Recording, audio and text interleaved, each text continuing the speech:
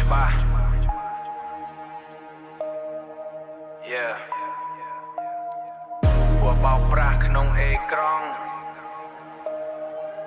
មើលមុខវាឲ្យច្បាស់ពួកសម្រាម Yeah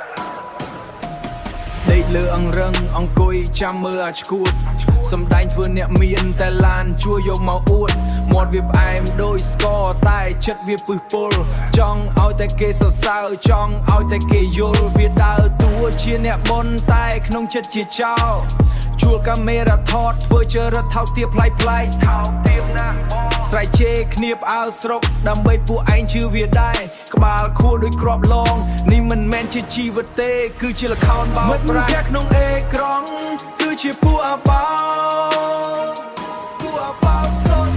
មាតិកាថោកទាបតែពួកឯងនៅតាមដានស្រឡាញ់វាដូចគ្រួសារទាំងដែលវាចាត់ទុកឯងជាសត្វកំដររភាពល្ងងខ្លៅក្នុងពិភពសម្រាប់សង្គម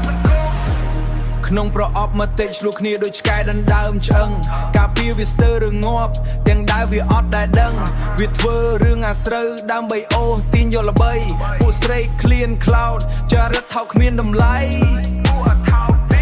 វាជួលទឹកភ្នែកមកយំយកលុយពីអ្នកក្រឯខំការពារវាតែវាដើរចាយលុយយ៉ាងហឺហាតើនេះជា idol ឬជាពួកចៅលួចពេលវេលាឈប់ធ្វើជាកូនអុកក្នុងដៃពួកសម្រាមអស់នឹងមិត្តភក្តិក្នុងអេក្រង់គឺជាពួកអបោសុទ្ធមាតិកាថោកទាបតែពួកឯងនៅតាមដានស្រឡាញ់វាដូចគ្រួសារទាំងដែលវាចាត់ទុកឯងជាសត្វកំដររភាពល្ងងខ្លៅក្នុងពិភពសម្រាប់សង្គមឥឡូវវាបោកលក់លេលក់ថ្នាំអត់ប្រយោជន៍និយាយភូតភ័ព្វភូតបោកយកតែលុយកាក់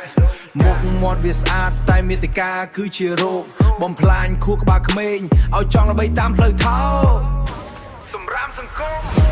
វាដើរទៅលេងសប្បាយលើកំណត់ទុកពួកយើងឯងនៅតែជឿវាទៀតឬមួយក៏ឯងឈួតបាត់ទៅហើយជីវិតពិតមានតម្លៃឈប់ចំណាយលើពួកចង្រៃដល់ពេលត្រូវភ្ញាក់ខ្លួនឈប់ចាញ់បោកអាពួកបោកបិទវាចោលទៅបិទវាចោល Yeah ឈប់ឲ្យតម្លៃពួកមាតិកាសម្រាមកុំឲ្យវាបោកបានទៀតពួកបោកប្រាស់ជីវិតឯងមានតម្លៃជាងឯក្រង់ខ្មៅងងឹតចង្រៃសង្គម